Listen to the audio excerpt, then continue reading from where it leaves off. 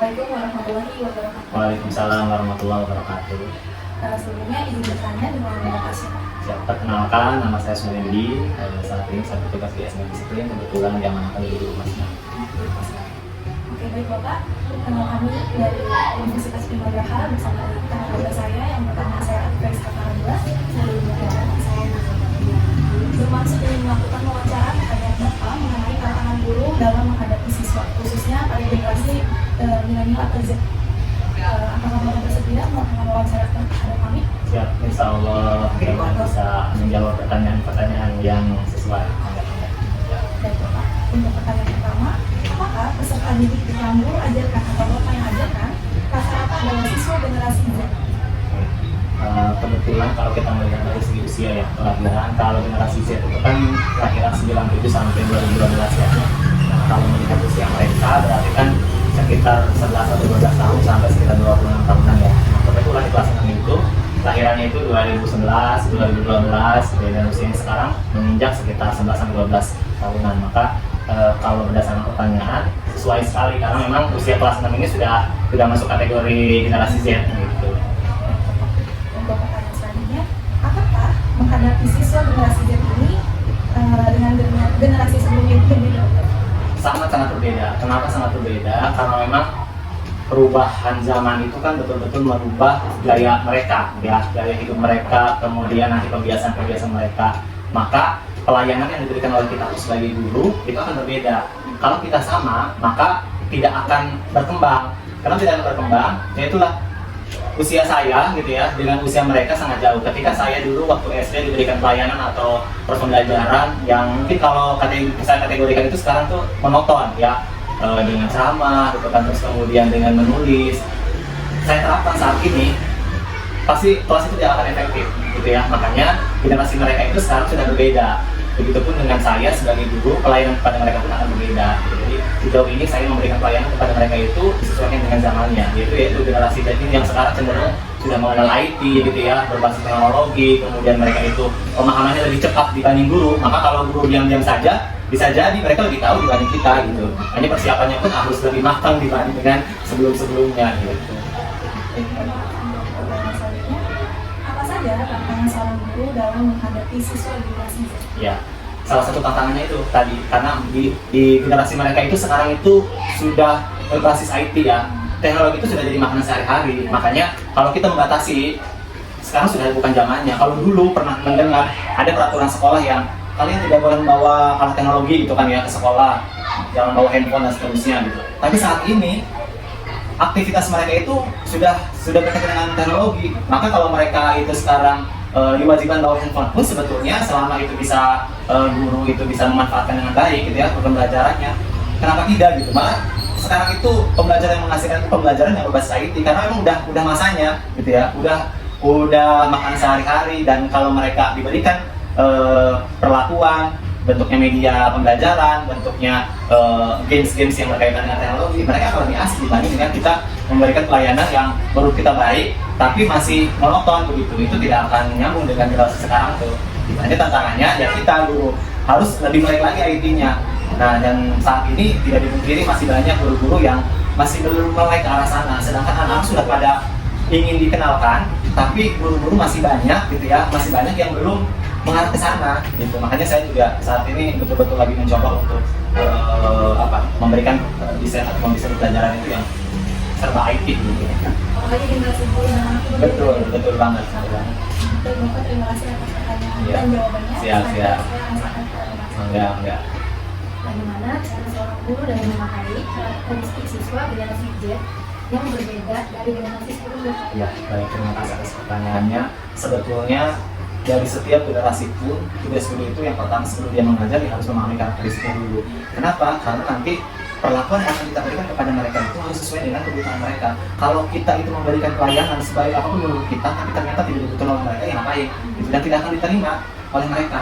Maka dari generasi sebelumnya pun sebelum ke generasi sekarang, tugas guru itu sebelum mengajar harus memahami karakteristik. Salah satunya itu yang sekarang itu yang berkaitan dengan kurikulum merdeka. Jadi guru sebelum mengajar dia itu harus melakukan tes diagnostik. Tapi itu tes diagnostik tes mengetahui kemampuan awal siswa. Kemampuan awal itu berkaitan dengan gaya belajarnya, berkaitan dengan kesiapan belajar dari segi akademik ya, terus kemudian berkaitan dengan minat bakatnya. Ketika kita sudah melakukan tes diagnostik, baik itu secara langsung via tes ataupun wawancara ataupun kita mencari tahu informasi kepada orang tua, maka kita itu nanti akan mengetahui nih, oh si anak ini gaya belajarnya kinestetis, beda dengan si anak yang satu audio. Maka proses belajar yang kita berikan itu ya sesuaikan dengan karakteristik mereka gitu. Apalagi secara umum mereka itu senang bermain gitu kan ya. Maka proses pembelajaran yang kita lakukan jangan lupa kita berikan speaking begitu. Kenapa? Karena daya konsentrasi mereka nggak lama, 12 menit itu mereka sudah buyar. Makanya adanya speaking, kemudian nanti tampilkan materi-materi dalam bentuk video atau enggak audio, kemudian mereka ada juga yang kinestetik harus memperagakan. Maka kalau kita sudah tahu karakteristik mereka, termasuk yang sekarang generasi Z, ini yang notabene itu mereka sukanya kalau bermain IT gitu ya. Maka saya di kelas sudah saya terapkan kayak bermain kuis, terus kemudian wall gitu ya. Baik itu di handphone ataupun di komputer, mereka itu asik, maka pembelajaran yang mereka lakukan itu semakin bermakna gitu.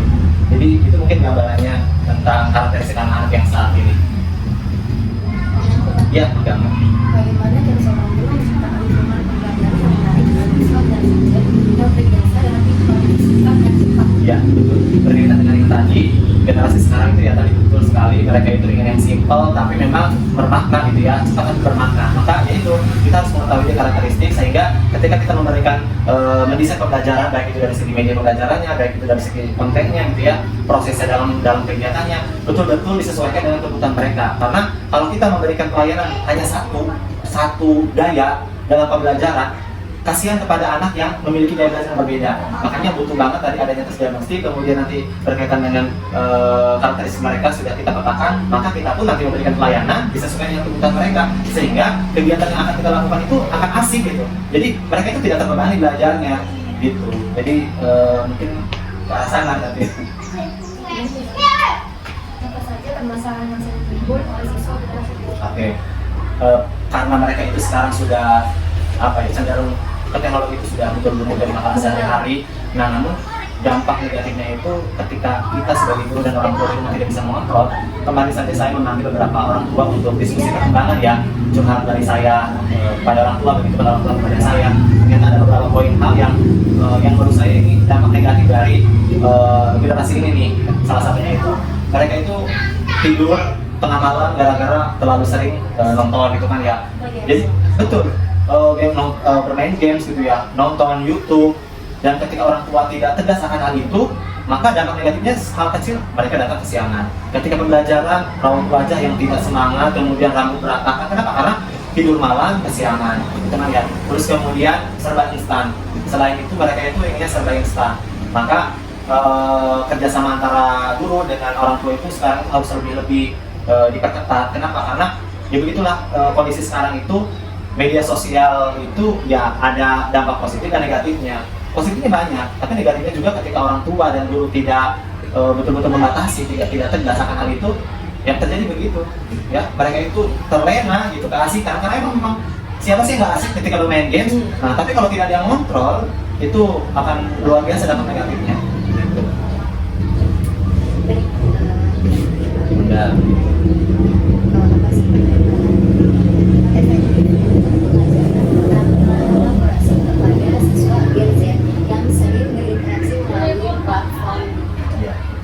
Jadi pendekatan yang saya lakukan itu pendekatan yang sesuai dengan kebutuhan mereka. Salah satunya itu tadi mereka itu harus berkolaborasi dengan temannya gitu. Terus kemudian kita pun sebagai guru memberikan media-media pembelajaran yang interaktif ya, interaktif dalam arti seperti kemarin bermain wall. Jadi wall ini adalah sebuah aplikasi games edukasi yang bisa didesain oleh guru sendiri disesuaikan dengan kebutuhan. Jadi contoh kita membuat mata pelajaran materinya itu kita dalam bentuk games ya. Mungkin nanti teman-teman kalau yang belum nyoba silahkan dicoba, itu betul-betul efektif banget untuk anak-anak generasi sekarang. Saya pun kemarin sampai ikut lomba Inobel, inovasi pembelajaran, alhamdulillah juara 2 tingkat kota. Itu salah satu memanfaatkan aplikasi yang yang sangat cocok kita terapkan kepada mereka. Jadi pembelajaran menjadi interaktif gitu ya. Jadi dari kita untuk anak-anak kepada kita itu betul-betul ada komunikatif gitu. Dan mereka sangat asik tapi asiknya asik positif gitu ya, asik yang kita desain untuk pembelajaran, sehingga mereka itu pembelajaran menjadi asik dan menyenangkan. Dan pada akhirnya evaluasi pembelajaran yang kita berikan ternyata ya dampaknya bagus gitu terkait dengan hasil belajarnya gitu. Selanjutnya, bagaimana sih cara Bapak dalam mengatasi masalah kedisiplinan siswa di MTQ. Ya, terkait kedisiplinan ini sebetulnya cukup, menurut saya ya cukup dua, ketegasan sama kebiasaan. Jadi kalau sudah dibuat program kebiasaan, maka kebiasaan itu harus anak-anak lakukan, itu kan ya, harus anak-anak lakukan dan kemudian betul-betul harus ditegaskan. Tegaskan dalam artian bukan keras ya, tapi tegas. Ketika suatu kedisiplinan itu dilakukan terus-menerus, maka itu akan menjadi budaya. Nah, budaya itu akan menerap kepada diri mereka, akan menjadi kebutuhan. Contoh saya selalu bilang kepada mereka ketika ada rambut yang gondrong, ketika saya kasih tahu kira-kira rambut gondrong itu mengganggu pembelajaran nggak? Mengganggu Pak, menurut kayaknya enggak. Itu kan ya, kuku panjang kira-kira mengganggu nggak? Enggak kok, enggak mengganggu sama sekali. Mau itu rambut kalian untuk di wajah juga gitu kan ya. Ketika kalian itu baju datang ke sekolah dikeluarkan, terus kemudian nggak pakai sepatu, mengganggu pelajaran enggak sama sekali. Tapi kenapa sekolah itu dan kalian itu selalu memperhatikan itu dan selalu meminta kalian itu bersikap baik sesuai dengan aturan? Karena kalian itu sedang dididik untuk memahami atau mengikuti peraturan yang berlaku gitu tuh ya. Kenapa? Karena mereka itu sekarang sedang pendidikan. Mereka pada akhirnya nanti akan kembali ke masyarakat. Di masyarakat ada juga aturan hukum. Kalau mereka saat di SD saja tidak mau memenuhi peraturan, tidak disiplin akan aturan yang sudah berlaku, maka gimana nanti begitu? Ya kan di lingkungannya. Makanya pada anak-anak tuh kebiasaan-kebiasaan yang sudah dilakukan di sekolah, budaya-budaya yang baik, budaya positif, dibiasakan. Nah, sikap guru ya harus tegas ketika ada anak yang bajunya seenak dikeluarkan, ya harus agak tegas dimasukkan nah, gitu. Kemudian ada yang dorong, dicukur nah. Kenapa? Ya itu tadi belajar untuk melatih disiplin mereka gitu. Taat pada aturan. Mudah-mudahan dengan mereka itu terbiasa menaati aturan, ketika lulus nanti, ketika sudah bergabung di masyarakat, ya mereka itu sudah terbiasa memenuhi peraturan yang berlaku. Itu mungkin jawabannya, mudah-mudahan bisa membantu. Baik Bapak, terima kasih atas jawaban yang sangat luar biasa. Insya Allah dari ilmu dan dari Amin, amin. sekali lagi terima kasih dan mohon maaf bila ada salah kata dan selamat malam. Assalamualaikum warahmatullahi Waalaikumsalam. wabarakatuh. Iya, terima kasih juga. Mohon maaf juga atas kekurangannya ya.